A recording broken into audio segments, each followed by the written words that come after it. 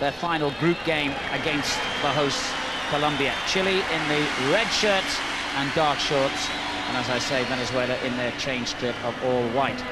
Chile having made an awful mess of their World Cup qualifying campaign. They won't be going to Japan and South Korea next summer. So success in the Copa America, which incidentally is a competition they've never won before, would provide a little consolation for their World Cup misery. And Iain, Dowie, considering that this Copa America is really wide open and difficult to predict, Chile certainly can't be discounted. I think there's even potential winners here. No, I think there's a lot of weakened squads here. A lot of overseas players haven't came, and a lot of managers have been bemoaning the fact that they haven't been able to call them into the squad. So yeah, the opportunity is there for the teams like Chile, who've got some quality players in their young strike force, and there's every opportunity if they get a win tonight and maybe nick the first in the group, they could get a nice passage through the quarterfinals and maybe find themselves in the semis, where it's certainly a case of a make or break there, and who knows what can happen in the semi-finals. And they've started nice and assuredly against Ecuador, and they'll be looking to do it again tonight against Venezuela. Conditions hot and steamy in the Caribbean port of Barranquilla here. The pitch not in the best condition. It's resembling a patchwork quilt, really. You would have thought that the Colombians might have been able to get a better surface for the stadium in which they will play all three opening matches in the first phase of the tournament. Free kick there for Chile, who performed well in the last Copa America. They reached the semi-final, even though they only took 3 points in the opening group phase. And ironically, that was after beating Venezuela, their opponents tonight, in the second game. The score on that occasion 3-0 to Chile. They lost their other 2 games against Mexico and Brazil a couple of years ago, scraped through to the quarter-final, but then came good, defeating Colombia, only to lose the semi-final against Uruguay on penalties.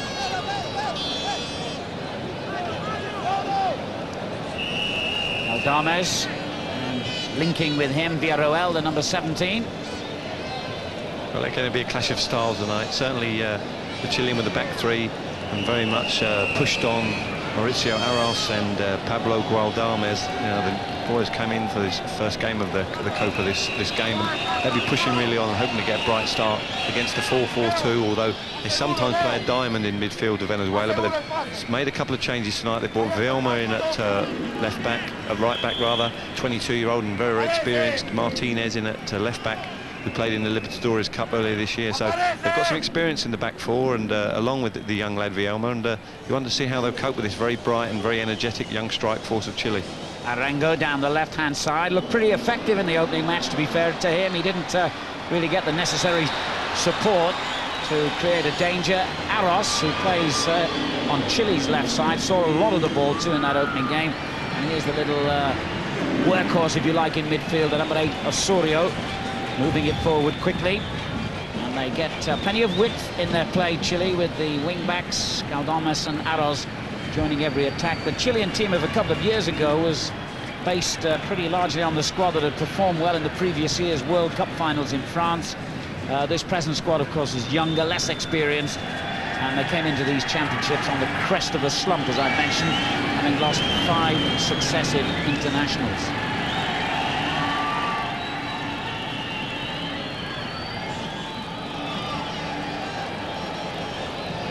Yaseka moving it on. And on this left-hand side again, the wing-back Arros. Beautifully balanced player, although he lost his balance then under the challenge that came in from Dielma, replacing the suspended Bayania at right back, the man who was perhaps harshly sent off early in the second half of their opening match against Colombia, and once reduced to 10 men against the host nation and already a goal behind.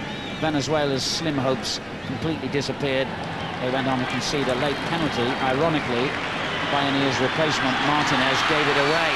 Offside decision here against Noriega. Well, you can see the game shaping up now. Certainly Venezuela going to look to play on the break. They've made a tactical change. As I say, they've brought Urdaneta in, will play in a 4-man midfield across the middle, and Paez will play withdrawn from the central striker Noriega. And he will look to just bolster the midfield when they haven't got the ball and break forward along with Arango to join Noriega up front when they do have the ball, and that's going to make it very difficult for Chile to break down. It's a game of patience. Certainly what Colombia showed excellently the other day. They kept the ball nice and patiently, didn't try and force things, and certainly they'll have to do the same tonight, Chile, if they're going to get some success, because they're looking to come and shut up shop a little bit and maybe play on the break like so many teams doing world football these days. Bit of a naughty challenge from behind there on Montesinos, the man who got the 2 goals in the opening match, and clearly a marked man in more ways than one. He'll have a mark to show as a souvenir of this game after that tackle. Yeah, again, that's Jose Rey. He made a couple of them the other day. Very, very strong challenge in the Colombia game, and he certainly lets you know you're around. And the young boy will be taking a little dig there, but he knows that's a little bit of a compliment to him. He'll know they've targeted him as maybe a danger man. And maybe the coach, Parry, has said, maybe let the young boy Montesinos know that he's in a game. Certainly Jose Rey's done that. Dudamel, who plays his club football in Colombia, braces himself for the free kick. Aros with the cross. Villaseca rides the challenge and gets his cross in, and the goalkeeper looked a little hesitant. Dudamel at the second attempt came out and made the catch. Yeah, it was a great delivery, but a good defensive header at the near post. Always talk to players about locking out the front post, and that's exactly what I think it was Jose Rey there with a good header. An excellent delivery from Villaseca there, and really whipped it into the near post. Good header away, and the keeper comes and makes a comfortable catch after looking a bit undecisive in the opening game. Nice, comfortable, confident boosting catch early on in the game. Here's Noriega for Venezuela. Very often in their opener against Colombia, they looked neat and tidy in their build-up, but they had no real sting in their attack, and their defence certainly was pulled all over the place by the Colombian attack. Cross coming in from Martinez. Vera with a little knockdown. They build again down the left-hand side. Guillermo available. Arango also in a deep position as Paez, whose father is Richard Paez, the coach of the Venezuelan team. Little number 11, though, certainly gets in on merit rather than on family ties. Here he is again. He played quite well in that opener against Colombia. Yeah, I think more and more when you think about Paez, he was nice and bright, but he certainly doesn't bring any defensive qualities to the game.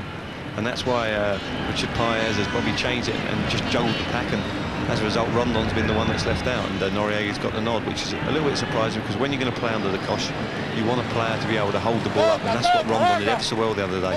And maybe that'll be the worst thing for them, and when they do have to clear their lines and clear long, they may not have a base to build from, which Rondon may have given them.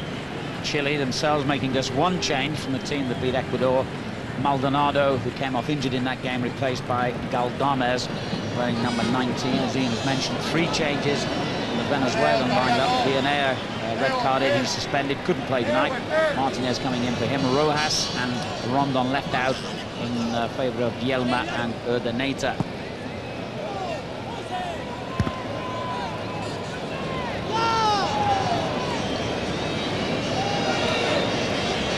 Dangerous throw out. I'm not sure the defender really wanted that ball from his goalkeeper Dudamel, and he's given him one of those old-fashioned looks saying, don't do that to me again. Well, we did mention it the other night as a feature of the game against Colombia. They did give away cheap possession in bad areas. And certainly Colombia took full advantage, and they can't afford to do it. Again, it's a risky throw out from the keeper Dudamel, who always looked very, very poor in his distribution. And Jose Rey was not the most pleased man on the pitch to receive that sort of pass. He does well to get out of the situation in the end, but you know, they want to be nice and solid, certainly for the first 20-25 minutes. Yeah, Vitali, and now Vera. Wearing number 10, one of the newcomers to the side from the opening game, Urdaneta. That's not a bad ball, but once again, Noriega is caught in an offside position. He's got to watch that. That's 2 or 3 times already he's been caught. Yeah, and when he's got pace like Noriega has, you don't need to be that. You know, he's not really seen the run at all. He just run blind. No curve on his run. He's got to run along the line and bend his run. It's not a bad run, because I think Fuentes let him run there. So if he'd have kept his run along the line and then bent it in at the last minute, he could wear through with a chance at goal there.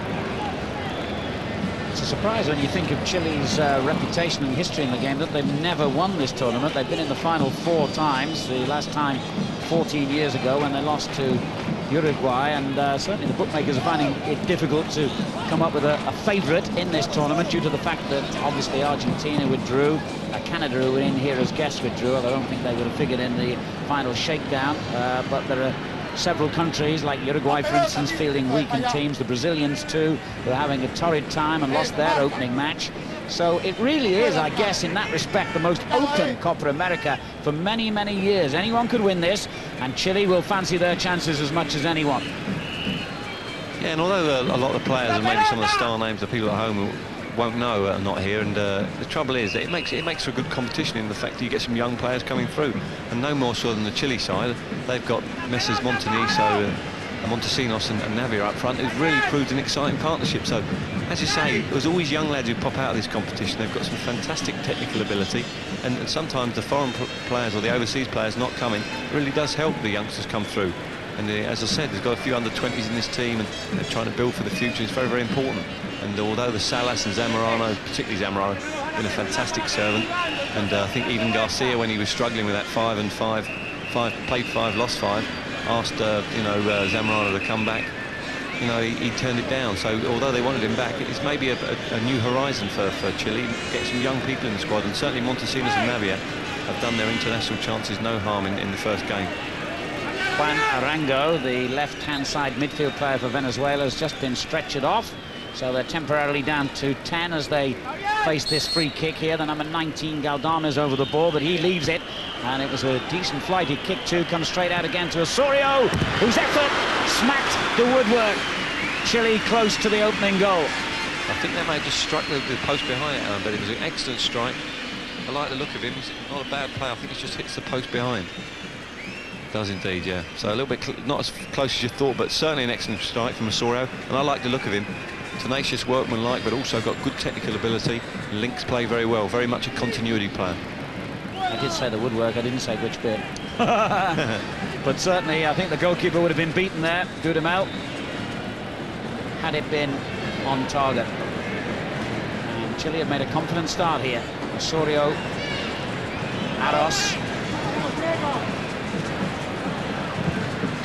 Normally a better crosser of the ball than that. He almost had too much time on that occasion. Aros, who plays for the Universidad Chile club, one of the biggest clubs in the capital of Santiago, and one of those who seized his opportunity. He only played once in a dreadful World Cup qualifying campaign. He was probably better off out of the team at that stage, I think.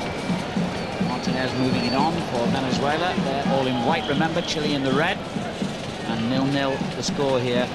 Chile knowing that if they win tonight, they will have 6 points and therefore would definitely go through to the last 8 of the competition. There are 3 groups of 4 nations. The top 2 qualify automatically for the quarterfinals, and then the 2 third best teams with the best playing records will join them. Here's Osorio, Aros. He also uses right, though it's not as effective obviously as his left. Good run here by Villaseca in the opposition penalty area, and still going strong, and rather harshly the free kick's gone against him in the end. Yeah, Villaseca made a good forward run there, but he played a lovely ball into Montesinos, and just Montesinos, if he hadn't been as greedy, had laid a little layoff with his chest, he was going to get Villaseca through on goal. So a little bit more awareness there from the young lad Montesinos may well have put Villaseca through for his, the first real test at goal. Chile officially 4th placed in the last Copa America 2 years ago. But they were unlucky to lose their semi-final. It went to extra time and penalties against Uruguay, who were the surprise team of the 1999 edition of Copa. Here's Aros again. Good ball forward. Montesinos gets another challenge from behind. This time, however, he doesn't get a free kick. Layoff by Vera, and the shaven-headed number 3, Ray, spreads play to Martinez on the left-hand side. Now Paez, small, compact player, good balance, decent ball skills, although you could say that of most of these players, even the poorer nations in South America, the players are all comfortable on the ball here. Very much so, and I think it's a feature of the surfaces they play on. Some of these surfaces are very, very poor. This is probably one of the better surfaces in Colombia, so it's important that when you do that, you really have to concentrate on your technique, and it's a matter of keeping your eye on the ball and being very concentrated with your touch. And you always tell young players it really is vital to work your first touch, and these players are excellent. They always take it away from the defenders, and they're excellent at keeping the ball, and that's very, very important for young lads to learn, that when they have the first ball to their feet, they must work it away from where the defender is, so they've got time on the ball. But yeah, it's great to see technical ability like this, and it's something I think we can still learn a whole lot from. dizzy, and effective Noriega furious with the Mexican referee for not giving him a free kick there. I think he might have a little bit of a case. The play goes on, and the Chilean captain Reyes moves it forward to Villaseca in the centre circle, back again to Reyes. Long ball aimed at Navia, who felt he was barged in the back by the central defender Alvarado behind him. I don't think Navia will want too many of them balls up. Reyes played a big pumped-up ball, and Navia's a little tight, compact forward who likes the ball to his feet. Doesn't want too many aerial challenges. Although Alvarado will like a few of them to be able to leave his mark.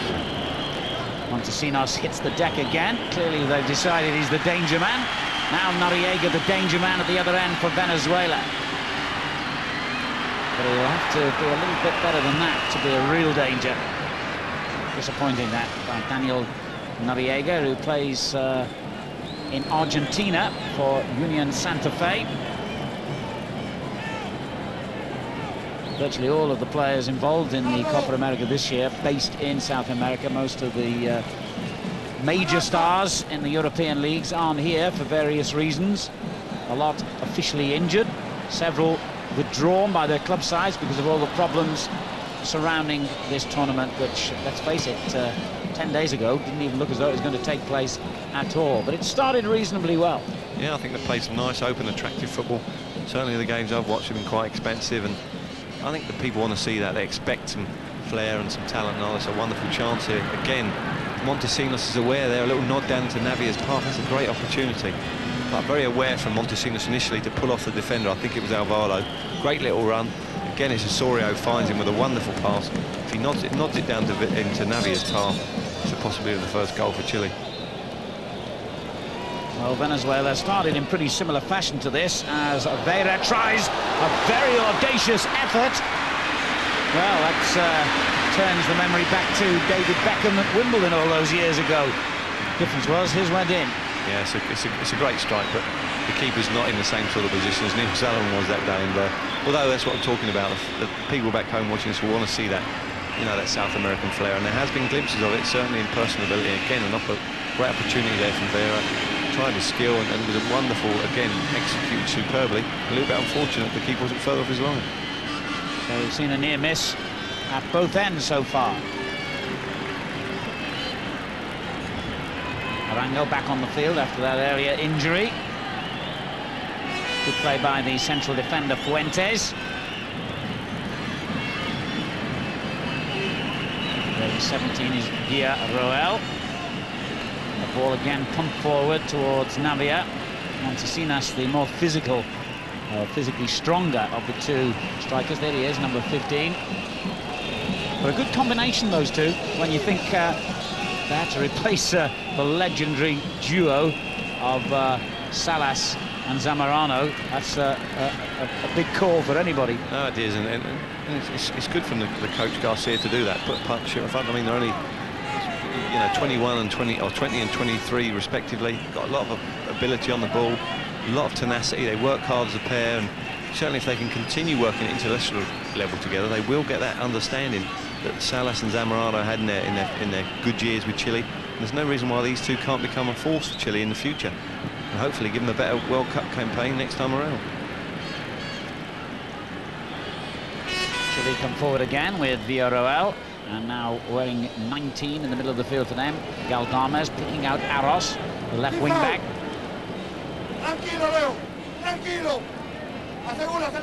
He couldn't escape the attentions of his marker Bielma there. Now Rey. Vera, who had that cheeky effort a few minutes ago. Alvarado, one of the two centre-backs alongside Rey. A pretty traditional and rather inflexible 4-4-2 by Venezuela, who, to be fair, don't really have the players to make too many changes. They've got Paez getting himself into a good position here, and he might win a corner. No, just prevented by Fuentes. But this is pretty similar to how they started against Colombia, and it seemed that once the Colombians had scored, Venezuela just didn't have the stomach for the fight. No, I think you're absolutely right. It's very, very important this time. They've set themselves up to play on the break, so the last thing they want to do is give away silly goals, but that was a great opportunity there. wonderful slip ball through, and I'll tell you what, if Paez' first touch had been better, he would have been clear of Fuentes, although Fuentes in the end makes a great recovering challenge. But they have been caught square a couple of times, the Chilean back three, and I don't think they're the youngest or the most mobile, and certainly they've got some mobility in this Venezuelan attack, and if they can keep probing and trying to penetrate, there's maybe an opportunity to break down this rather square Chilean back three. The ball launched in the direction of Montesinos. Bielma, the defender, claiming a free kick. The referee's whistle has gone. I think it might be a throw rather than a free kick.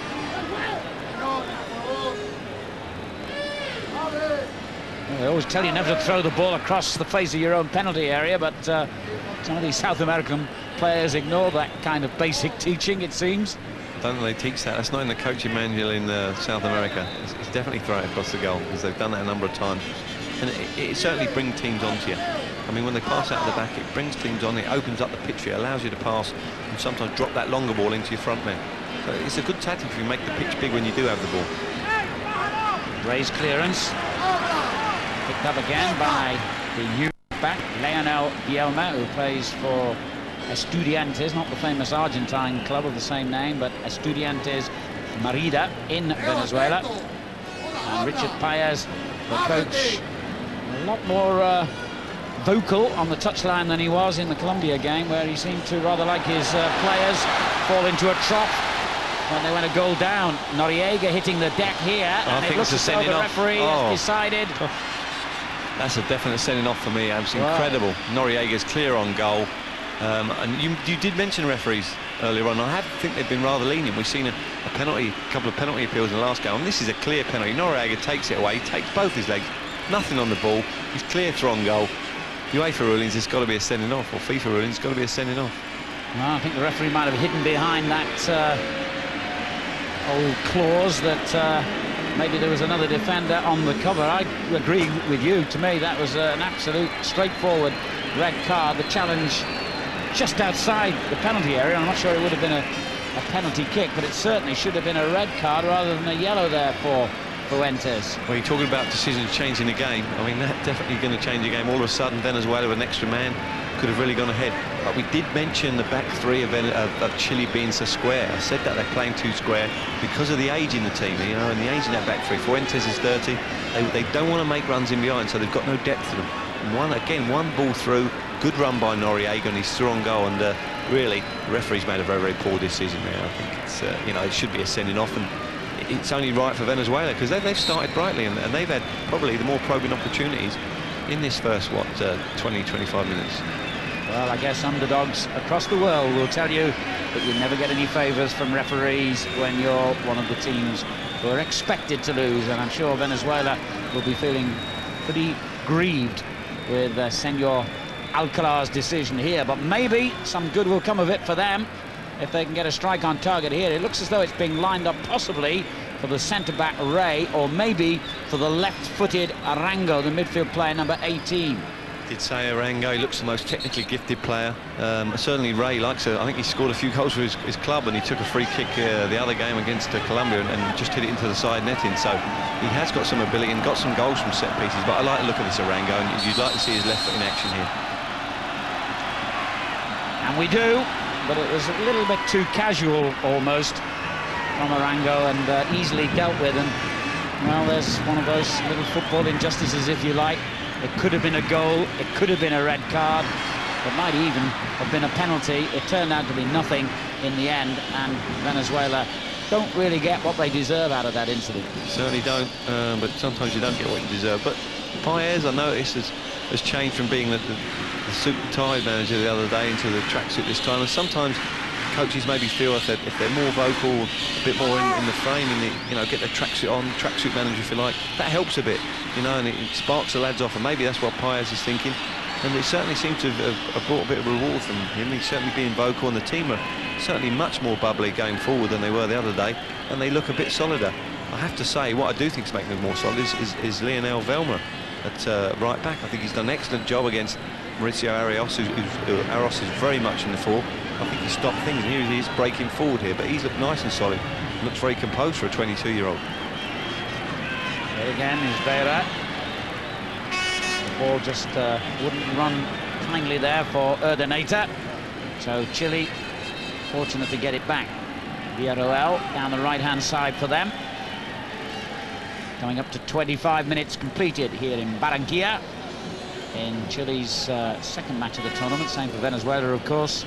Difference being that Chile head Group A after their victory. Venezuela share bottom spot after their opening defeat.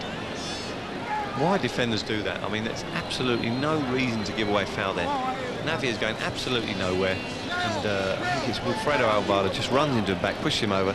Now all of a sudden you've got Aros's left foot whipping a dangerous delivery, and all of a sudden you give yourself a problem when you have to defend the set piece. And they've only got to stand up and force him back. Aros with a good cross, but in the end it was comfortably taken by goalkeeper Dudamel. Nobody really coming across to attack it on the near post, which is how they got their opening goal. I remember Chile in that first match against Ecuador. Villarreal in possession for Chile. He plays for the famous Santiago Wanderers club. Galdames, Montesinos with the flick on, Navia's layoff, and that'll be cleared by Martinez.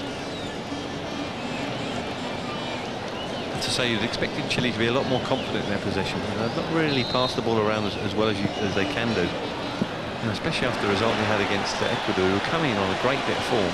I mean, they've beaten 4-1 and quite comfortably in the end. And, yet they don't seem to be full of beans, certainly.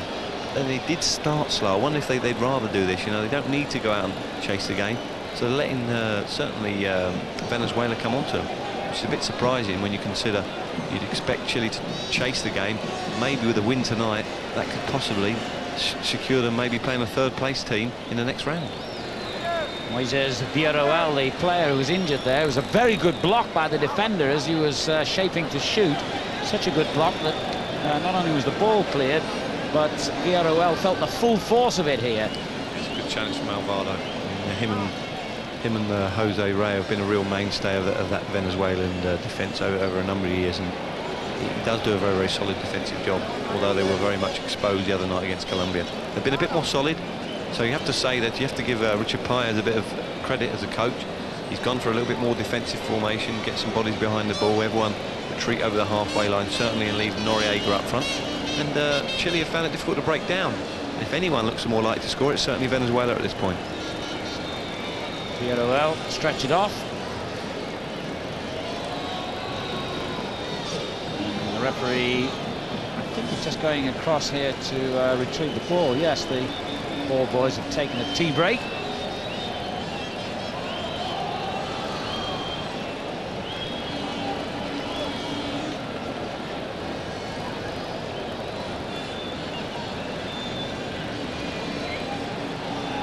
Retrieve the ball. I think the referee is going to tell Chile to return it to Venezuela, and it looks as though they've decided already that Villarreal's injury is too serious to enable him to continue, because I think they're going to bring on a substitute here. Chile, they seem to have one warming up on the touchline, and there's confirmation in fact that Enriquez will come on in place of the injured Villarreal. So slight disruption at this relatively early stage of the game to Chile. David Enriquez, who plays for the Colo Colo club, and he's been in all their World Cup squads to date, but hasn't actually played in any of them. He was in the Chilean team that got a bronze medal, incidentally, in last year's Olympic Games in Sydney. The number 4, who came on as a late sub, ironically also for Villarreal in the opening match against Ecuador.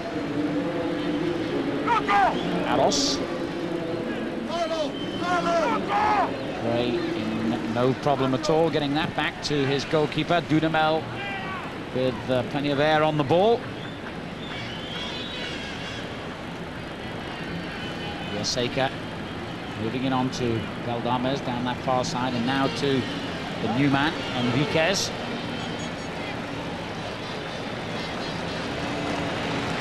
For the moment, with almost half an hour completed, Chile not looking anything like the attacking force they did in their opener. And maybe Venezuela gaining some confidence from that fact. There's confirmation of the substitution, Enriquez on for Villarreal. Paez dispossessed. Now Osorio take it forward. Navia battling for possession, and that would be, well, I thought it was going to be a free kick. The whistle was obviously in the crowd, not in the referee's mouth. No, good challenge again. Alvaro really been very strong, and that's been a feature of the first half. I think Alvaro and Jose Rey have been too strong for Navia, and certainly Montesinos, which is very, very surprising. They were a real feature of their bright movement in the game against Ecuador. It certainly hasn't been this half, and I think the coach Garcia will want a bit more link play, wants them to, just like this. I think he wants them to hold on to the ball, build play. That's better play from Montesinos. That's what the coach Garcia will be looking for. They're giving away too much cheap possession in this first 30 minutes. Enriquez has only just come on. Osorio. Looking again with Villaseca. Arasso is available down this left-hand side for Chile. But his crossing not up to the standard he displayed in the opening match. It's not a bad ball. But, you know, in the end, again, there you see the strength of Alvaro. Too strong for Navia. A little bit of a kick out from the young lad there, but he's got to come off to the ball nice and bright. He doesn't want to be playing physical battles. He's not big enough for that. And there's certainly a physical pair. Here's a chance here. Noriega breaking to get Fuentes again. He dispossessed the central defender Fuentes, and it's not a bad ball for Paez. Still Paez. Well, really, that was a better chance than maybe it first appeared. My impression, not necessarily that Urdaneta had a good chance to score, but rather that Paez himself might have hit the ball when Noriega set him up. We'll come back to that in a moment as Navia goes down again, and that'll be a free kick to Chile. But what about the earlier incident? Well, Noriega, he does ever so well, but he overweights the pass to Paez. I mean, it's too firm a pass, and Paez has no opportunity but to run and retrieve the ball. He does then play a lovely little ball back to Urdaneta. I think you'll find the ball sticks under his feet. He actually has a bit of an air shot, and it jams under the bottom of his boot. It's a great opportunity for Urdaneta. You know, expecting him playing abroad, it was a great opportunity, expecting to tuck that away, but he doesn't really, snatches at it and it gets stuck under his boot. So what a chance for Venezuela to go 1-0 up. And we have said they have made the odd error and been square at the back, and it certainly looks more likely that if anyone's going to score, it's Venezuela, and that'll be very encouraging for Coach Paez. Another long-range free kick here for the Chilean team. Galdames, the number 19, the right-footed player. Well, that was a back pass, really. The goalkeeper didn't break sweat. Day 4, of course, of Copa America action. And coming up later on from Group A, the host Colombia will hope to move into the quarter-finals when they play Ecuador. Live coverage of that match, too.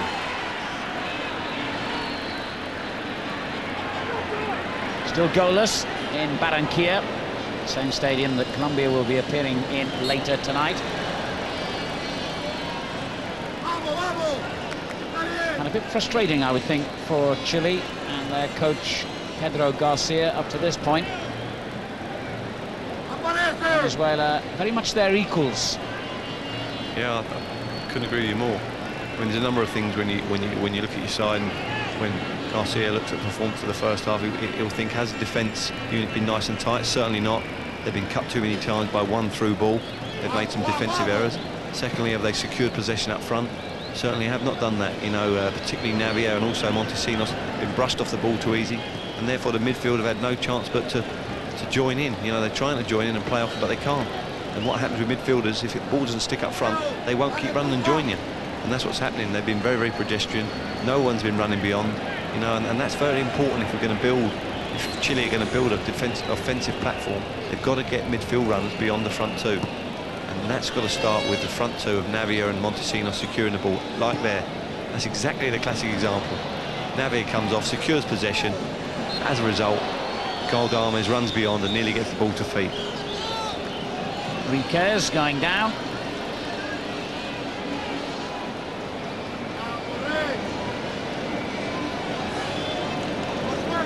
Free kick has gone against him, in fact. Didn't look to have done that much wrong, judging by the replay.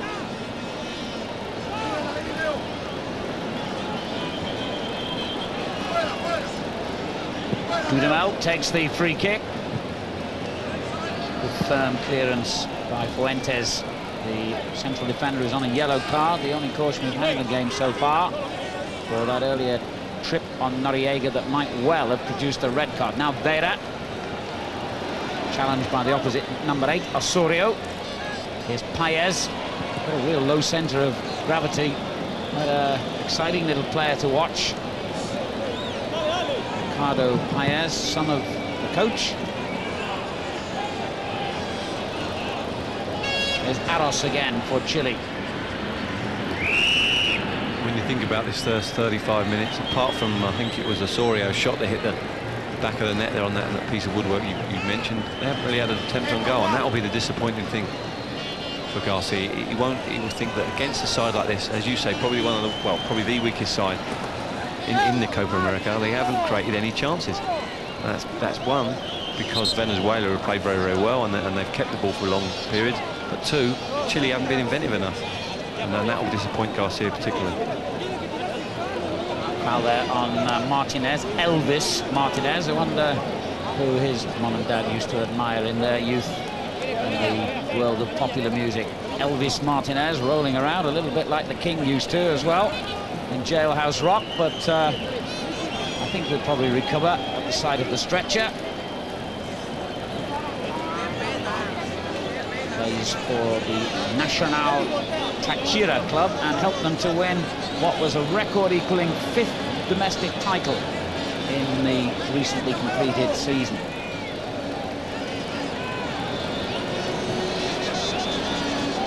Here's Villaseca.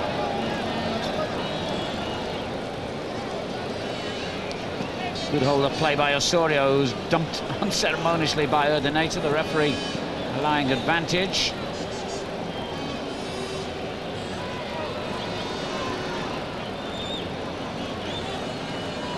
Interesting similarity in style between the two number 8s, Osorio for Chile and Vera for Venezuela. They're two real little battlers there in the hub, in the engine room, in the middle of midfield. They both like to get a foot into the tackle. They both move the ball on quickly. And I should think if those two come into closer contact later on, there could be fireworks as Paez makes ground here.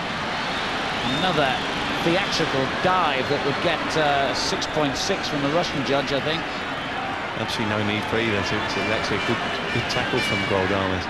It's interesting you mentioned the two central midfield players, Osorio and Vera, and it harks back to when Brazil were struggling to win the World Cup and Pereira took over, and he talked about how they win the game when they didn't have the ball. I think he brought in defensive midfield players, which I think was decried at the time by a lot of people in Brazilian football, but it proved true. You do need people who are going to do the horrible bits, and we've seen against Colombia, Restrepo and Ramirez, they do the same job. Horrible defensive work, break things down. Every side needs one, and each of these sides have got one in Osorio and Vera, and that's part of South American football, so it's not all flamboyant, lovely passing at times.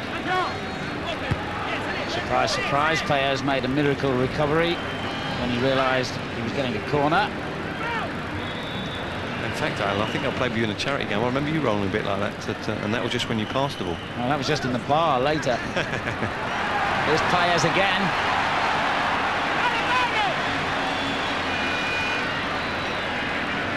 Well played.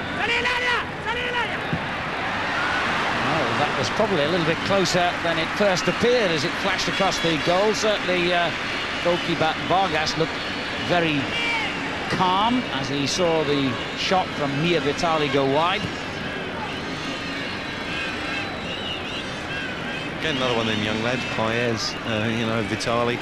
They've got a few young people in the team, and that'll be a boost for Paez if he can keep this squad together enough, give these players some international experience. They can only get better. Here's a waste giveaway again.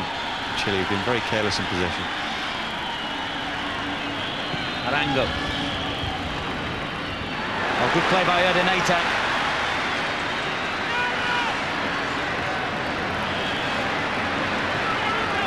Paez. Oh, that was pretty close. Yeah, good strike. Paez quite bright and lively. No defensive quality to his game, but he is great manipulating the ball. Good technique and a good strike there, but the keeper, Vargas, had it comfortable. Very, very comfortably covered. And what I was saying about Venezuela and for Paez to take heart from, you've got Arango, 21, you've got Mia Vitali, 20, you've got Leonel Vielma, 22. excellent, you know, as long as Noriega is only 24 and Alexander Rondon is only 23, so they've got some young lads in the team, as well as the coaches, some players. So if these players can stay together long enough, there is the basis of maybe a decent side to build in the future. Well, we keep saying this is a wide-open tournament, but certainly Chile would want all 3 points today because, of course, in their final game in the group, they face the host Colombia. They wouldn't want to go into that match needing a point or more to qualify for the quarter-finals. They have to see today as their passport to the last 8. Montesinos tries to get in behind the last defender, almost did so. Good work there, good defending by Martinez. Yeah, he's done well, Martinez. A wonderful through ball, excellent through ball. I think it was Gualdames. Lovely little dink ball. Took well on the chest. He just wasn't aware of the covering made by Martinez. He did excellent defensive work. Just what you want your fullbacks to do, tuck in when the ball's on the opposite side of the pitch. He makes a defensive clearance, which is vital when Montesinos is about to pull the trigger. Out there on the substitute, Enriquez. The delivery is good here. In the opening match, the Venezuela goalkeeper Dudamel didn't look happy at all when the ball was in the air.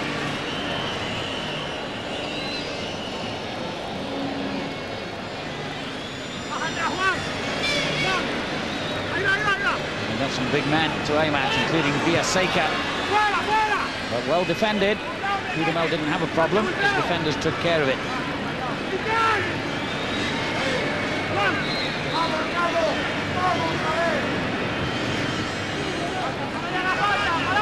Osorio taking his time, picking out Montesinos, who's not had a sniff of an opening as yet, the man who had 2 goals both in the opening game.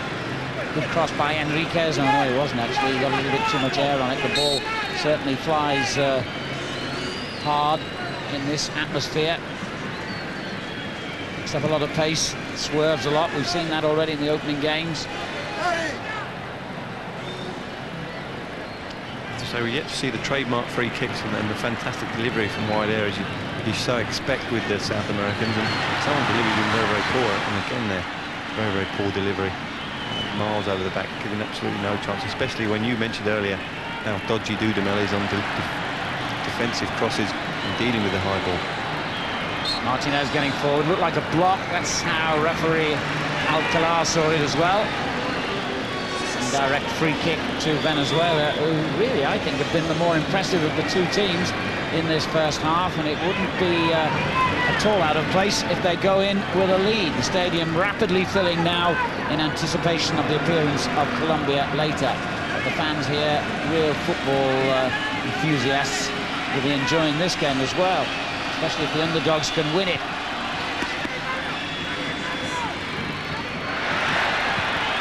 Chile finally dealing with the free kick.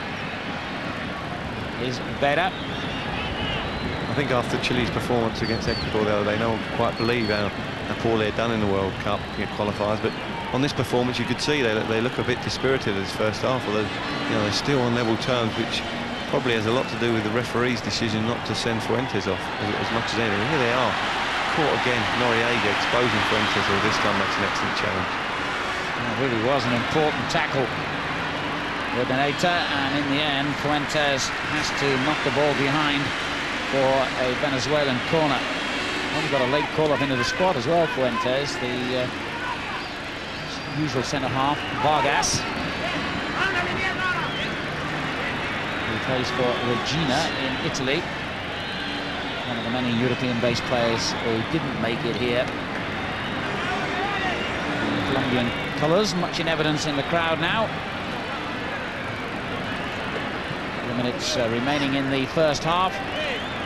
Won't be that much stoppage time, even though we have had 2 players injured. The stretcher bearers on pretty quickly, and the game has kept moving. Not now, seems to have lost the football. I think they're going to half-time on that, and Pires will maybe hope from a goal from a set piece. When they go to half-time, he'll be very pleased with his tactic to stifle the midfield area, and he's done that very well, and they broke forward from it. Particularly Arango and Pires have made use of breaking off Noriega. An orthodox punch away there by Vargas, but it was effective. Osorio couldn't get the ball forward. And Chile find themselves penned in their own half late on here, and that tackle has resulted in a Chilean free kick and a foul, an injury too for Aros. Pedro Garcia trying to look calm, but I would think his heart's been in his mouth a few times, the Chilean coach, in this first half. Yeah, I think he was foot up there, raised his foot, but not too much damage. I think it certainly wasn't high, but they do like to take their breather, and you can understand that. There's 2 minutes of time left on the clock from the fourth official, but in this heat, I think it's 36 degrees out there today, very, very hot and very sapping. You do need your breathers, and always a chance for the players to get a drink and take on some fluids, because you can dehydrate an awful lot in this sort of heat. Venezuela, incidentally, have never beaten Chile in 13 previous meetings. Chile winning 10 times. The best Venezuela have managed 3 drawn games.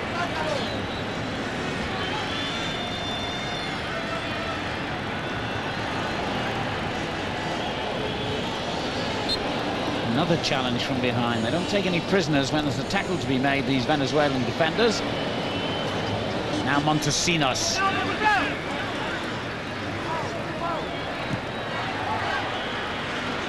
Well, everyone hesitated there, and there's another genuinely painful injury, I think, this time. There've been one or two that you might have questioned, but that looks as though it really hurt. The referee seems to have ignored it, however, and let play continue. Already into first half stoppage time. Vera for Venezuela. Your impressions of the half, Iain? Well, I think it's been a very positive half. I think you'll end up talking about that decision the referee didn't make, and he should have sent Fuentes off. But I have to say, I've been impressed with Venezuela going forward. They've kept the ball very well. Urdanata's come into the game more, but him, Marengo and Paez, along with Noriega, have done very well. I have to say, I think Alvaro and Jose Rey this time, defensively, have been nice and strong and given some heavy-handed treatment to Navia and Montesinos, but they've not responded to it at all. So very positive from a Venezuelan point of view. Certainly a bit down from the other point of view from Mr. Garcia. He won't be happy about Chile's performance at all. Spectacular effort there by Urdaneta. Will just about bring the first half to a close, I would think. Urdaneta was a little late arriving in Colombia for these championships. He's actually based in Switzerland, plays for Lucerne, and that indeed does signal the end of the first half here in Barranquilla, in which Venezuela shaded it on points in boxing parlance against the favourites in this particular match, Chile, who need a win to go through to the quarter-finals. 0-0 at half-time. Well, the Chilean players are taking to the field, no doubt, with some rather strong words ringing in their ears from their coach Pedro Garcia, who actually took Chile to the final of Copa America in 1979. They ended up as runners-up. Venezuela haven't won a game in a year. They've lost 11 of the last 13 matches in the World Cup. Let's go back to our commentators. Welcome back to Barranquilla for the start of the second half of this Group A encounter between Chile and Venezuela. And certainly, I would think that the Chilean coach Pedro Garcia will have been the busier of the two during the half-time interval, with a lot to say to his son and other players, or rather the Chilean coach, I should say, to his players about their first half performance, which was extremely disappointing. So much so, it seems that they're going to bring on at least one substitute. Eros Roque Perez, who plays in the Argentine League for Colón Santa Fe. Only made one appearance in the recent World Cup campaign, in which the side have disappointed so much. Gone down to 3 home defeats in Santiago, which used to be a bit of a fortress for Chile for many, many years. And he's going to take the place of the left wing-back Aros. Aros, so they'll probably kick the bottom of them player stud, and they're always a nasty little one, probably, as he tried to go on it second half, just a bit sore, so had to make a replacement. But I would have a little bit surprised he maybe didn't bring on Corrales, who really did change the game when he came on the last game against Ecuador. Nice and bright, score one and set one up, so maybe we'll see him sometime in the second half. Rain clouds gathering over the Metropolitan Stadium here in Barranquilla, and certainly heavy rain is forecast for later. Whether it holds off for this game and then descends for the match involving Colombia remains to be seen, but looks as though the pitch could do with a little bit of a dampening down as it happens. It's been a slightly uneven and disappointing surface for championships of this nature. Maybe that gives Montesinos the excuse for that little air shot on the far side.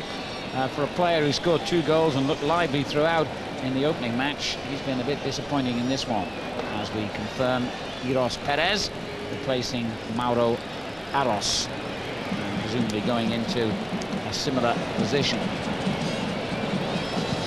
Chile far from impressive in a few recent Copa Americas before 2 years ago, when they really recaptured their form to take 4th place in Paraguay. They've been to the World Cup finals in 1998 and to the Olympic Games under their previous coach, Nelson Acosta. But it all seems to have gone horribly wrong for them this year.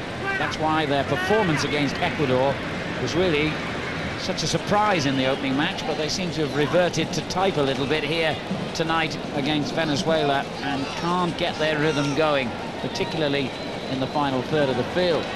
Well, it's interesting that Eros Perez coming on, a little bit of a sideline here. Him and Daniel Noriega from Venezuela are in the same team, both playing Santa Fe club in Argentina, so they'll know each other very well, and I'm sure there'll be some information passed across from both players to the rest of their teammates about how one or the other's going to play. I suppose if Chile are superstitious, they won't be too concerned if they don't win this game, because I mentioned earlier that 2 years ago they only picked up 3 points in the first phase on that occasion as well, by beating Venezuela. They lost their other 2 games in the opening stages and scraped through into the quarterfinals with only 3 points, and then went all the way to the semi-finals, where they were unlucky to lose on penalties to Venezuela. But it's a bit of a nail-biting way of getting through to the last 4. I don't think they'll really want to go through that again if they can avoid it. But it's becoming increasingly difficult to distinguish between real injuries and faked ones here. But as a good old centre-half, I would think Fuentes has probably got a genuine knock here. Iain Dowie is a good old centre-forward. You probably disagree with it. Oh, I think he just gets a little bit of a nick here. I think it actually hits him maybe in the unspeakables there. That's exactly why he's rolling around. Well, in that case, he's perfectly entitled to stay for as long as he wants and get as much tender, loving care as he can. Yeah, maybe that. I think, yes, he's certainly. So, by the way, he's walking there. That's a little strike to the unmentionables. Mrs. Fuentes breathes a sigh of relief as the central defender goes back to his position there on the edge of the box. Venezuela, I remind you, in their change strip tonight of all white. Paez, who looked really lively for them in the first half, finding Urdaneta. If the cross had been better, they had a man spare on the far post there. And they've started where they left off in the first half, Venezuela. Yeah, again, great little play from Paez and Urdaneta, linking well as they have done for lots of the game. Just what they need, Venezuela, is a little bit more belief. Commit a few more bodies into the box. Don't just let Noriega, I mean, there's a cynical foul there, but don't just make Noriega the only man in the box. Commit some bodies in and have a bit of belief, because I think Chile are here for the taking tonight. Well, all the early signs certainly indicate that. That's a classic obstruction there by Enriquez. And so the referee's awarded a direct free kick. So if they fancy a shot on target here, it would count. Vargas looking anxious, and anything could have happened there as 2 players dived in on the near post. They've got a corner kick out of this, Venezuela, and they're increasing in confidence. You can tell that their players are sensing, as you said, hey, come on, you know, Chile are not playing well. We can win this, and then we're right back in contention in this group.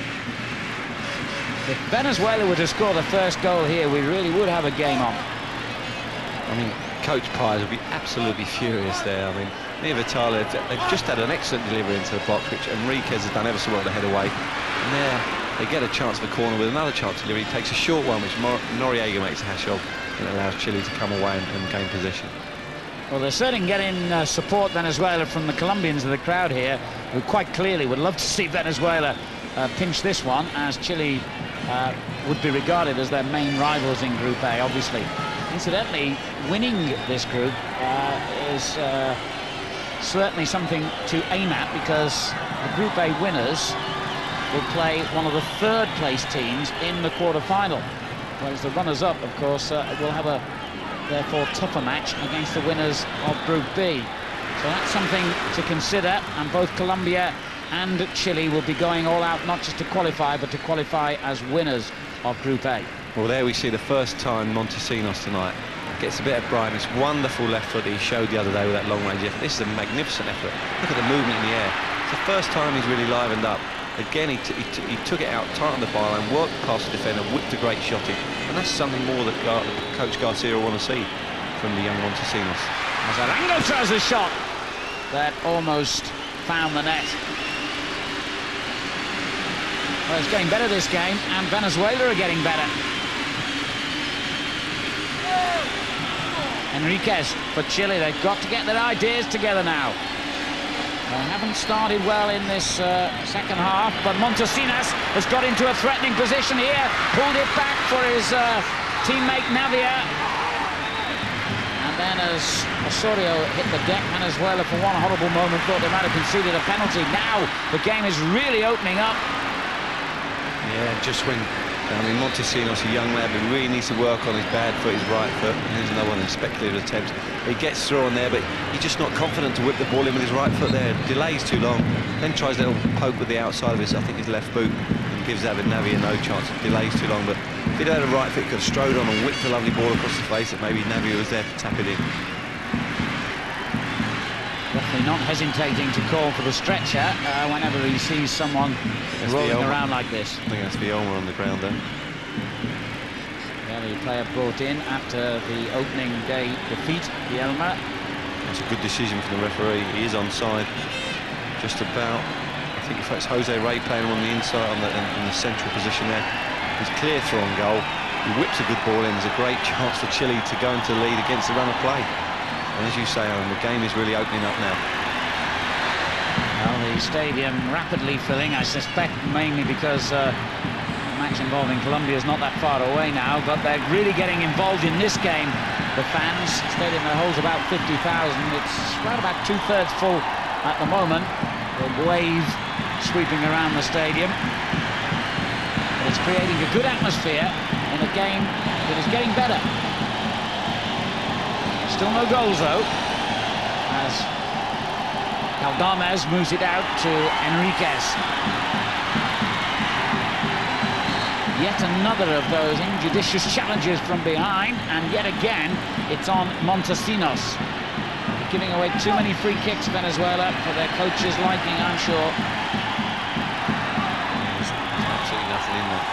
He runs into his back, but for me, Montesinos hits the ground too early, and the referee falls for the old centre-forward trick of him going down and gives a free kick in a dangerous area.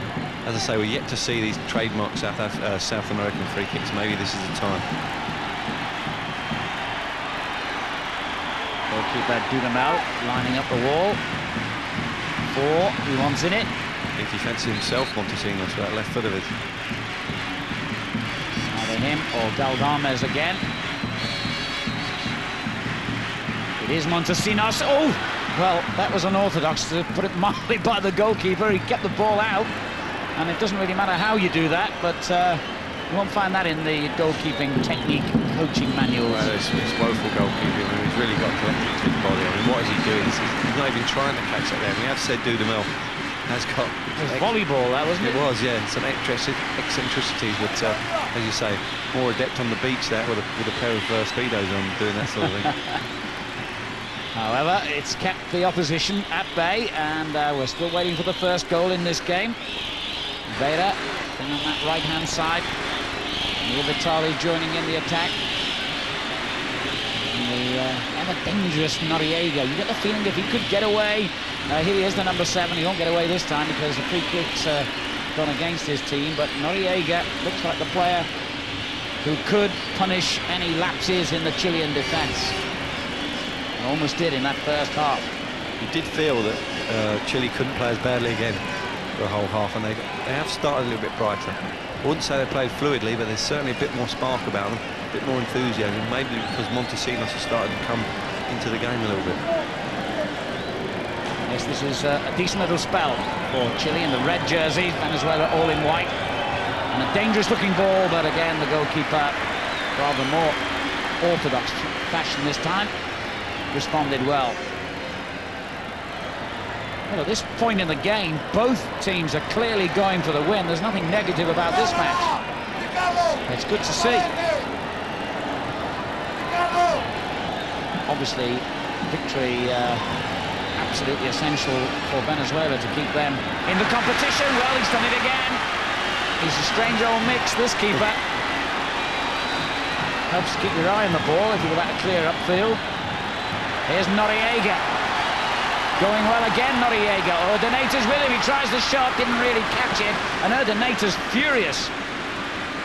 Well, that's right out of the manual of goalkeeping horrors. Well, certainly is. I think we've seen Gary Walsh do one of them for Teddy Sheringham attacking last season. And, you know, it was a bit of a bobble, but it hits his standing foot, and that's always embarrassing. But as you say quite rightly, Noriega does ever so well, but Ordinator breaks his neck to make a supported run. A little slip ball through, and they're through again, Venezuela. And it has been a feature of the game that when in good position, sometimes that the forwards, Montesinos once or twice, Noriega then, haven't been as aware as they should be. And, you know, for young players, certainly a feature of what they should learn is to make sure you're aware. If you can slip it to a person in a better position to score than yourself, that's as good as scoring a goal. Perez coming forward. Now, he was caught late for me there, but it looks from the player's reaction as though the referee doesn't agree with me. And I do repeat that who'd be a referee here where players do overreact to every challenge, it seems. Who'd be a referee, full stop. Now then, they've got 4 forward in this attack, and one of them is Ordinator, and he's in here. Hit it straight at the goalkeeper. It's come back out to Noriega. What an opportunity for Venezuela, the underdogs of the Copa America, to cause a real surprise and take the lead against Chile. Well, I think Ordinator should score. He really should. I mean, it's a good break. He hits it very well, but it's straight at the keeper Vargas, who, to give him credit, stands up big. Then the ball pops down to Noriega, who's nice and cool, takes it inside, hits a left foot shot, but it's got to make it hit the target and just flashes it wide. And it really is an opportunity for Venezuela to go 1-0 up, and they probably deserve it.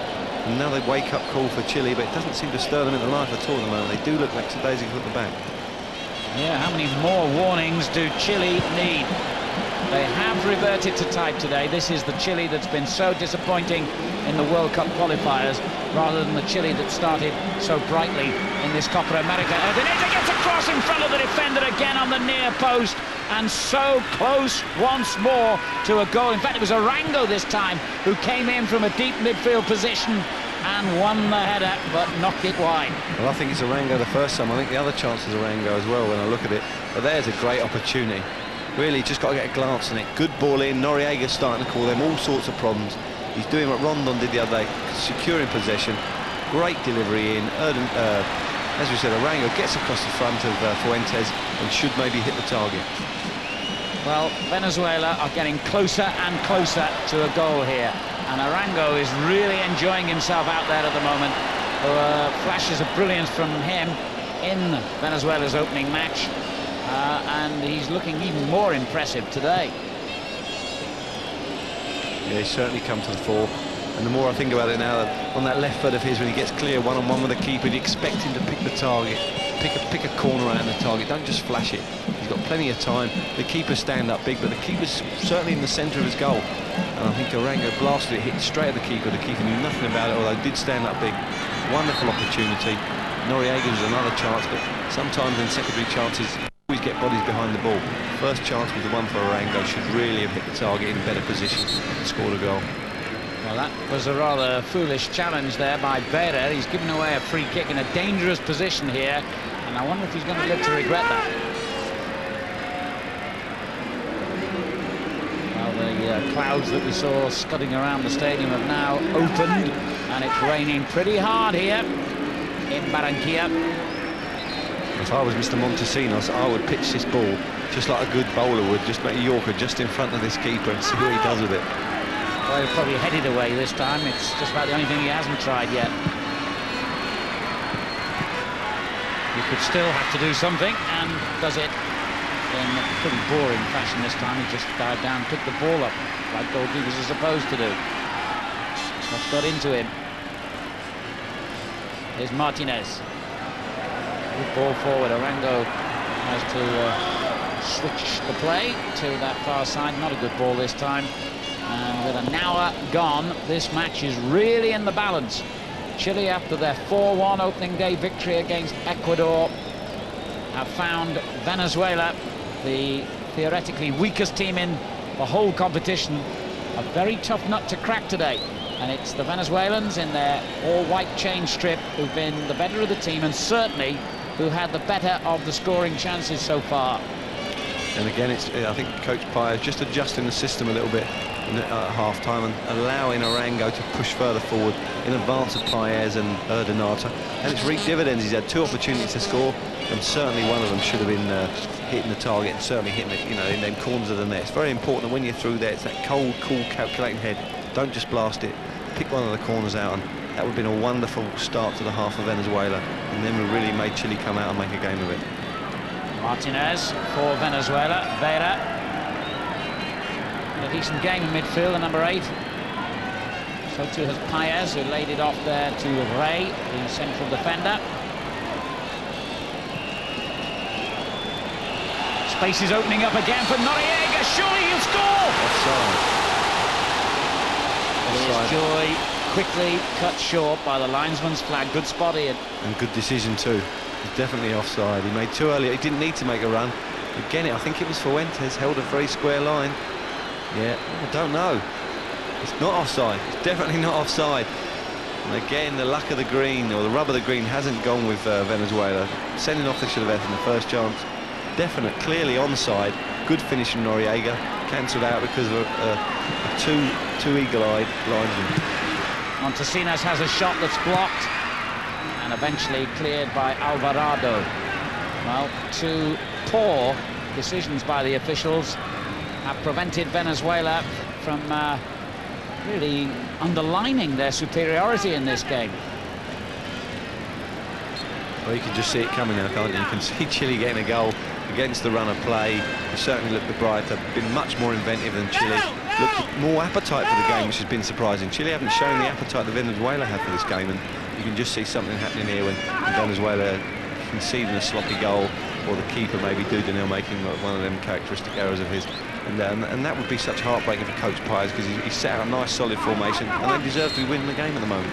Good position this for Chile, this free kick. Good clearance by the keeper. And back into the crowd, and the referee lets play go on. Now they could get something on the break here, with Chile committing a lot of men forward. Paez taking Venezuela on the counter-attack. They're desperate to get players back here, Chile. He's gone all the way himself, and that was greedy. Yeah, took all the pace out of the attack there with that run, and his dad's seen enough, and he's taking him off. Yeah, and he'd be disappointed with that, because that was a good opportunity. You said about making a break, and I think it's a very positive move from them. They've gone with Rondon, who we liked the other day, who's a forward who can really make the ball stick and do some bright, exciting things. Got good pace. It's going to be another thorn in the side of the Chilean back 3. Well, it's amazing to think that Venezuela haven't won an international for almost a year now, since they beat Costa Rica in a friendly. Football's not even the major sport. It must be just about the only South American country where it isn't. Baseball is the major spectator interest in Venezuela. And this team, always the rank outsiders in this tournament, have really excelled themselves here today. And Paez, well, I don't suppose he can throw his shirt at his dad, because, he would be in big trouble then, wouldn't he? And I think he's actually tired a little at the side. I think his mum would wash it anyway. Rey for Venezuela, who I think most neutrals would agree deserve to be ahead in this game.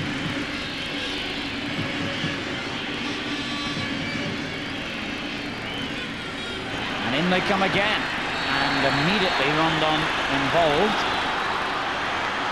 And there's a yellow card there. I think it might have been or was it Reyes? The referee just rather waved it rather than pulling the player over to one side. We'll get confirmation of that in a moment, but certainly it's a free kick for Venezuela, which Mia Vitali is shaping to take here. And that's the caption telling us that Rondon has come on. Easy for the keeper. Disappointing free kick. Oops!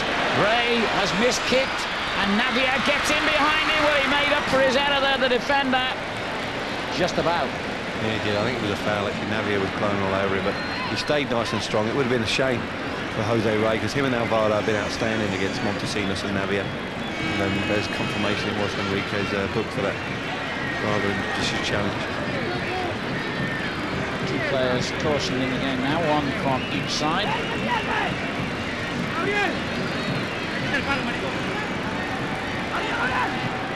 Montesinos flicks the corner on the near post, but no one had really read it. And it's cleared by Martinez. Noriega. It's a decent ball. It was pretty. It hit Morango on the backside there, just slowed things down. Rondon had made a good run. Now he's given it away. Well, both teams committing so many players onto the attack that it's a miracle we haven't had a goal here. Rondon.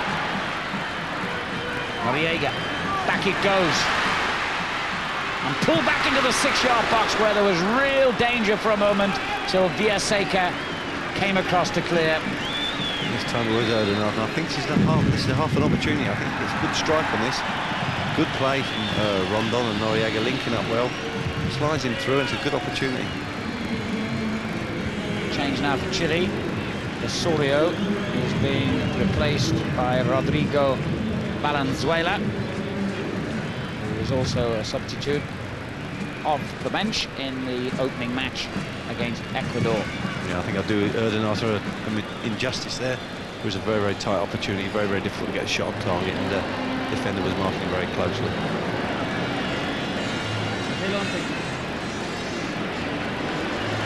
Back they come again.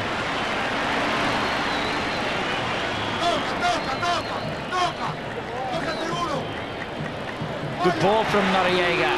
Turned on by Erdogan. Chance for Rondon. It just wouldn't slow down almost. The ball right across him, and he couldn't get it under control. Again, good inventive play again. Noriega very much to the fore. Rondon just unlucky to see the ball run across his path rather than being able to get a shot on target. They have been inventive in the second half. They certainly deserve to be in the lead. It's been a smashing start to this second half, even though it remains goalless. Well, that statistic was almost written off there as Navia's diving header went close.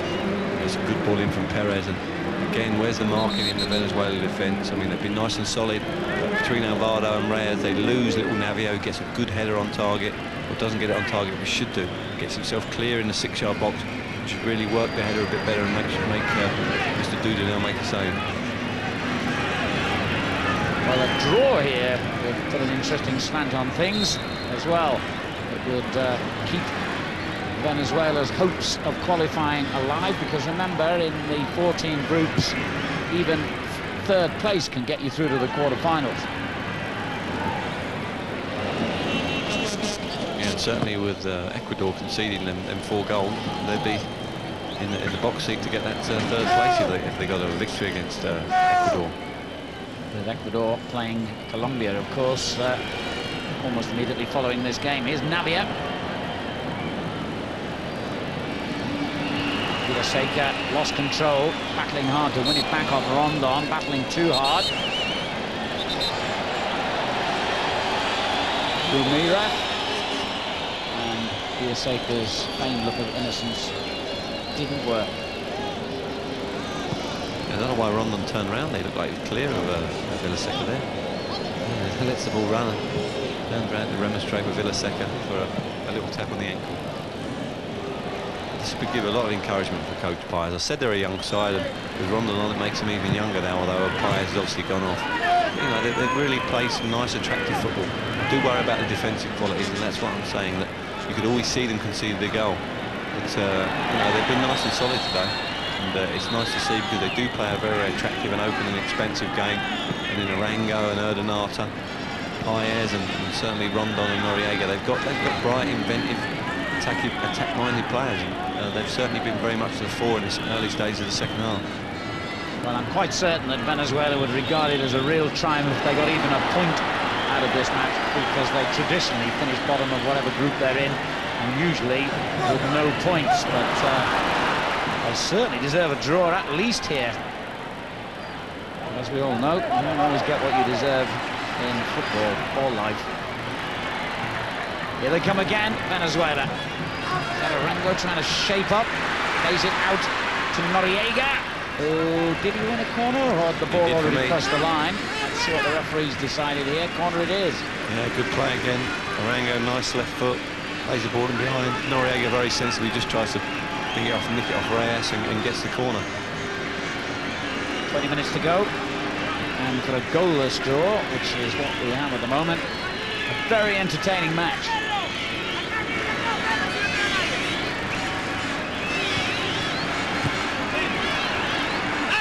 Not the most effective in set pieces, I'm afraid. Goal kick. Well, Alvaro did get clear, and if he could have just nicked the header rather than kept full on the forehead, it would have been an opportunity, but he just got too much of a thick contact on it and flew over the bar.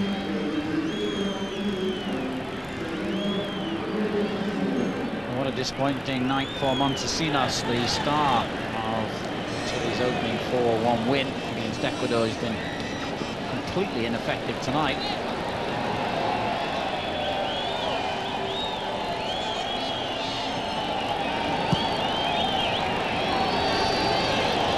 There's Martinez. And again.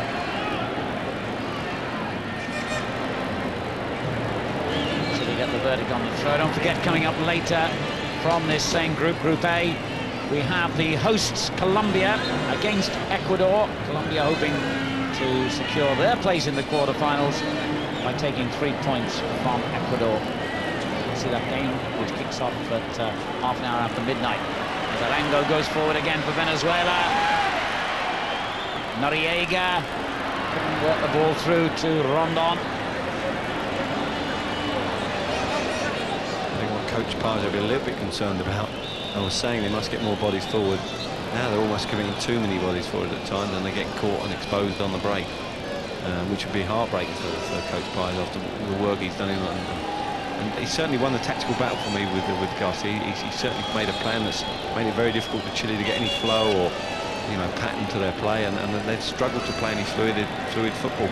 It's always been stop-start, and if anyone's playing the fluid football, it's certainly Venezuela. Another change on the way for Venezuela. They're going to take off Urdaneta, I think, and the man who will replace him, it is Urdaneta coming off, is Giovanni Perez, who played the last few minutes against Colombia. An attacking midfield player with the Caracas club, figuring in his first ever Copa America tournament. A little bit more time to make an impact here. And Venezuela defended that set piece well. And off goes Arango on another one of those probing runs. Noriega caught offside again.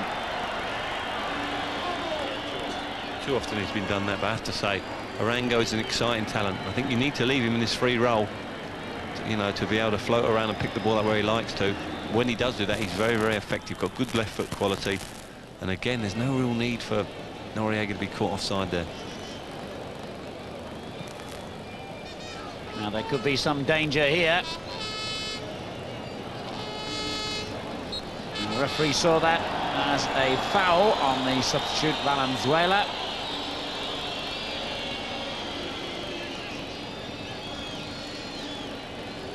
Court side of a large police and army presence around the perimeter of this pitch. Some 20,000 of the armed forces in Colombia are on duty in the 7 cities hosting the Copa America because of all the security problems that have been well publicized. Galdames with the free kick for Chile. Is this to be the moment they break through with just over a quarter of an hour remaining? Nope, once again, Martinez gets it clear, but not for long. Offside, surely.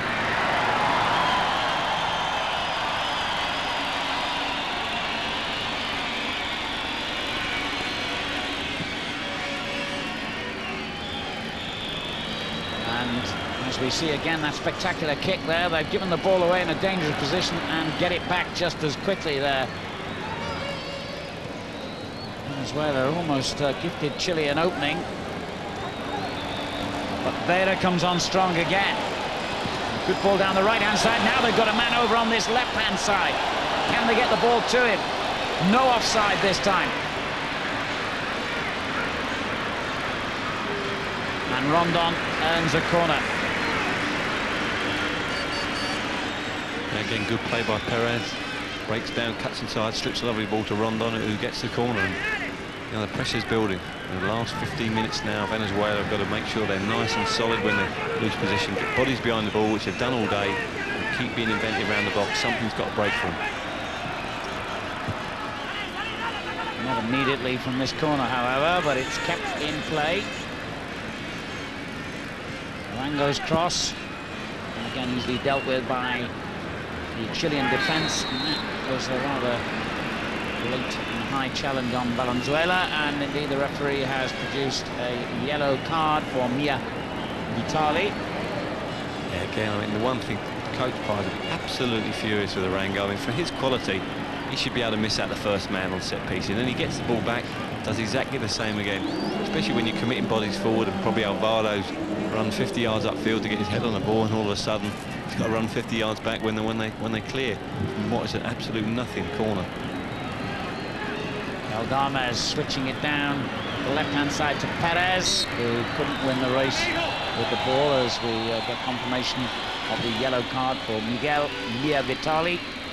2 yellow cards well, they don't have to be successive games, but 2 yellow cards at any stage, not in the same game obviously, mean a suspension, although that can be overturned by the disciplinary committee. A couple of red cards already in this competition, as Venezuela look threatening again. Noriega with another chance, didn't hit it properly. Oh, it's gone in! What a bizarre goal! But Venezuela again find the linesman's flag has ruined their celebrations. Well, that was the strangest of incidents. Well, it's firstly wonderful play from Rondon.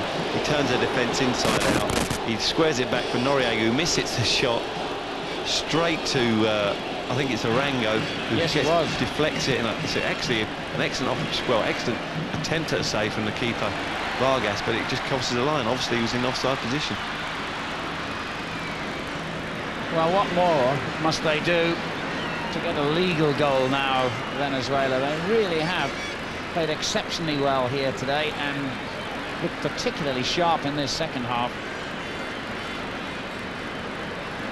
I think this goes down as one of their better Copa America performances ever here, Venezuela. Valenzuela's cross keeps the danger on them, though, and another missed kick, another deflection, and Montesinos has given Chile the lead.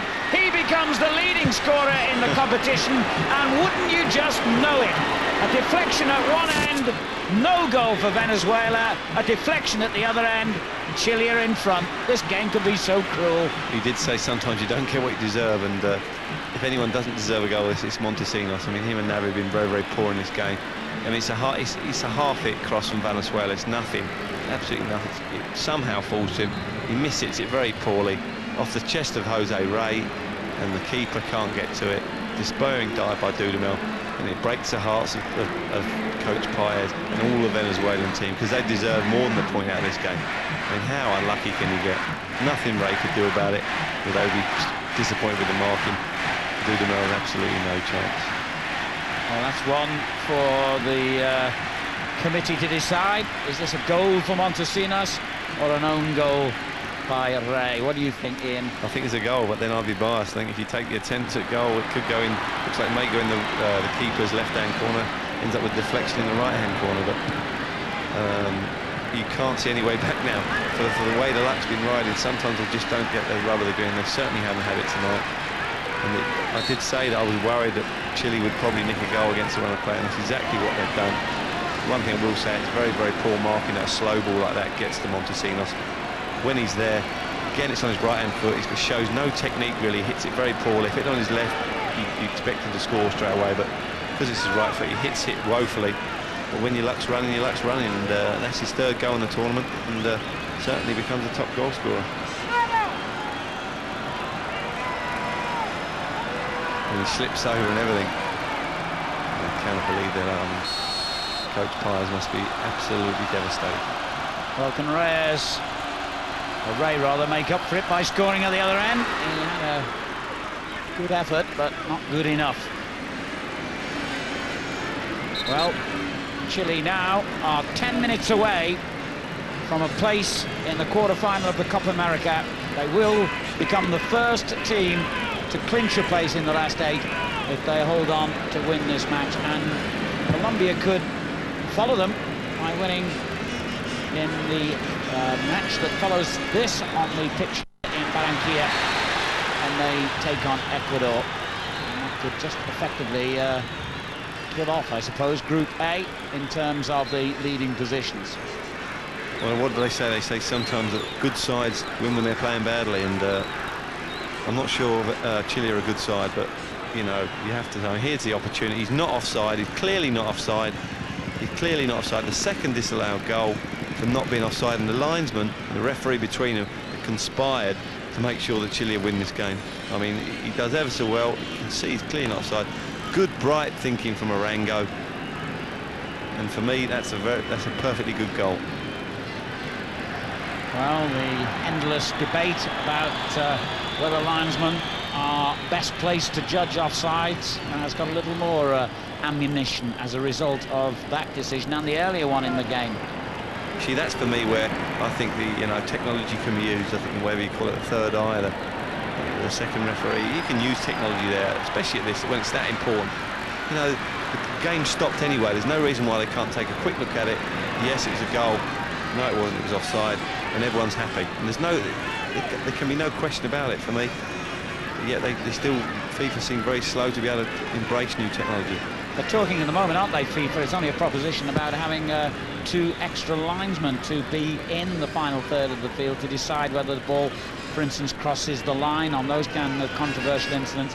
Perhaps another linesman would have been better placed to see that, although that linesman, you would have thought, was in a good enough position. But it's one of those things, again, that when the player received the ball, he was in an obviously offside position, but when it was played to him, he wasn't. So they've been hard done by there, Venezuela. Well, I think in the end of the day, the one thing I'm trying to say is that technology can take human error out of it, Alan. You know, there's no doubt it's very, very difficult to be a linesman. I don't blame the linesman so much. It's a split-second thing. You can make bad decisions.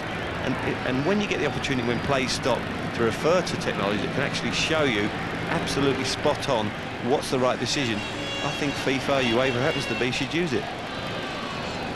Well, you've got to feel really sorry for Ricardo Paez, because his team do not deserve to be behind in this game. Arriba! They've got time, though precious little of it now, to rescue a point here. They've got to start believing in themselves rather than feeling sorry for themselves now, Venezuela. Perez, one of their substitutes. They might get another goal one way or another here, because obviously having lost their first game, if they lose again, they're out. So they might as well throw men forward now with no caution at all.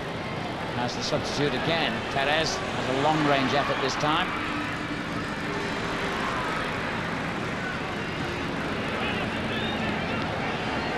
More strange, isn't it? You see their result in the opening match against Colombia, where they lost 2-0. You think, poor side. If you didn't see this game and you read the result in the morning newspapers, you'd think, yeah, Venezuela are going to finish bottom again.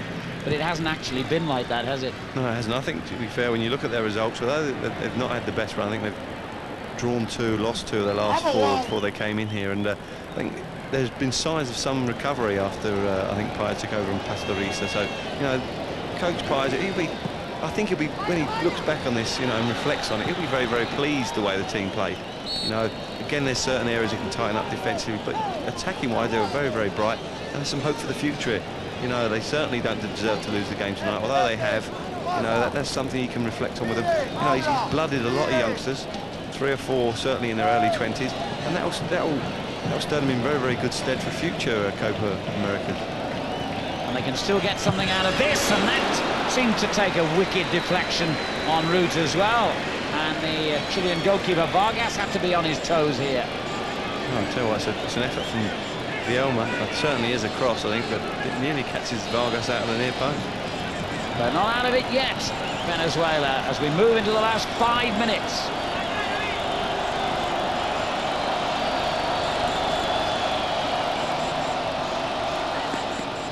Chile defend the corner pretty efficiently, though that bounce has kept them under a little bit of pressure here. And the linesman has seen in Chile's favour again, I think, here. I think this time he was right. I think it was Rondon or Noriega caught an offside position. Just about gets it right that time.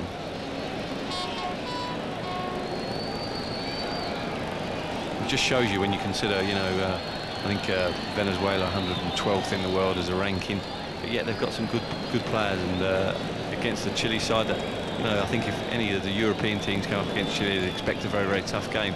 Just showed you how the gaps in world football are closing now. I mean, no longer would you consider the 112th team to be an absolute, you know, Stonewall home win or Stonewall away win with an easy game. It just doesn't happen anymore. Now Rondon has had the strength to fight off the challenge from the Chilean captain Reyes and keep possession. Nia Vitali. Plenty forward here, but really that was an over-ambitious effort. It's actually got a corner. Didn't really deserve that. Well, certainly pulled the trigger from fully 35 yards, but they get another corner. They're taking a short one here. Arango and Giovanni Perez. Perez on the ball, getting it onto his favoured right foot.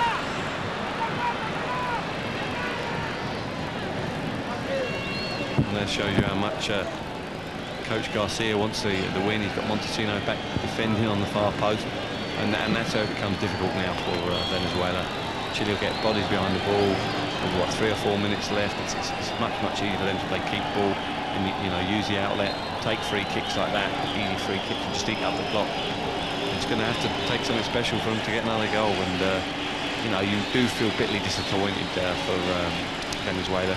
Really can. I think that's the coach from Ecuador there, looking on, and obviously he's got the game coming up against Colombia, and then he's got to play Venezuela, so they're not out of it by any stretch yet if they get some sort of result against Colombia later on this evening. That game also live as Venezuela mount another attack. The clock and the scoreline, their enemy at the moment, as Perez switches it out to Martinez. The return ball was in the direction of the other substitute, Gonzalez. But Chile win it back. Montesinos now noticeably spending more time in his own half than the opposition's, though his deflected shot, the only goal of the game, and it might be the winning goal. Well, stranger things have happened, but I have to say I'd be absolutely amazed if Chile went on to win this tournament. You know, from what I've seen tonight, there's not enough about them to break down. You know, I would consider Colombia to be a better force in this group, but when the luck's going with you, and it certainly is for Chile tonight, you never know what could happen. And certainly Coach Garcia will be thinking, oh, this is a great opportunity for us to maybe play a third-place team in the quarter-final, find themselves in the semis, when who knows what happens in a one-off game like that, and they could find themselves in the final of the Copa America, I think, for the first time since 1987, which would be a wonderful achievement considering the run they had before they came in here. One final throw of the dice perhaps from Venezuela, though there's stoppage time to be added as well, but we're approaching the 90th minute now as Martinez swings one in.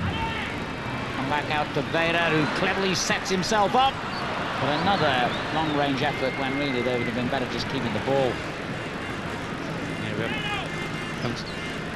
we haven't seen too many spectacular South American long-range efforts. We've seen a couple of spectacular ones, most of them from Vera, but there's been nothing really to worry Sergio Vargas in the Chilean goal.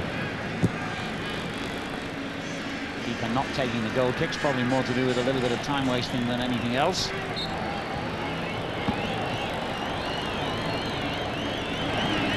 Mexican referee, who has not been Venezuela's friend today, gives another decision against them. Although it's his linesman really who's been the villain of the piece as far as the Venezuelans are concerned. I have to say, you know, you can't play obviously the game without the referee and linesman. They're a vital part of it. and you don't want to harp on about it, but I mean, the situation is you should send off Fuentes in the first half. He disallows a perfectly good goal, then compounds that with disallowing another perfectly good goal. And you know they're certainly decisions that really change the whole face of the game. And they've allowed Chile to win the game 1-0. There's no question in my mind that Venezuela deserved to win this game, but between the officials, a bit of bad luck and a little bit of defensive lapseness, you know, they've been defeated tonight. And you know, as I was saying, technology's got to come into this game to help people out. I mean, how he doesn't send off Fuentes in the first half, I do not know. Martinez tries the umpteenth effort from outside the penalty area, and the goalkeeper Vargas not at all happy that his teammates allowed him to shoot from that far out.